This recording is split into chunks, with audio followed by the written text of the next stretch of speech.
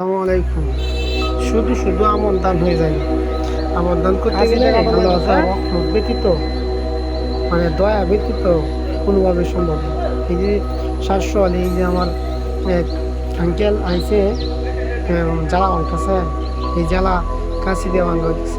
ওটা অনেক প্রচুর এই প্যাক ধরে বিদায় কাশি দিয়ে ভাঙতেছে। তারপরে এই জ্বালা ভাঙ্গিয়া নিয়া কাজে করে নিয়া যাইব কেউ প্যাকা খেতে।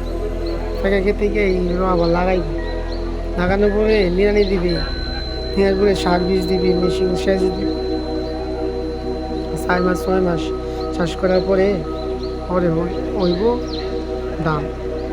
তারপরে এই ধান আবার কাইটে না বাড়িতে এই করতে হইব, লইতে হইব বম দিয়ে। লওয়ার পর তারপর হচ্ছে ধান পাই।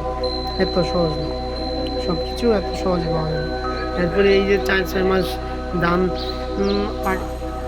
আগ লাগাত বাড়িতে আগ লাগাত যে চাষ করা হবে, এত সহজ না।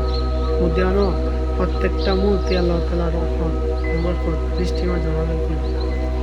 আশা করি দেখবেন ভিডিওটি কেমন কি কৃষকেরা কত কষ্ট করে এই ফসল চাষ করে এবং তার বিনিময় কি তারা পায় নাকি প্রকৃতপক্ষে তা অবশ্যই খতিয়ে দেখবেন।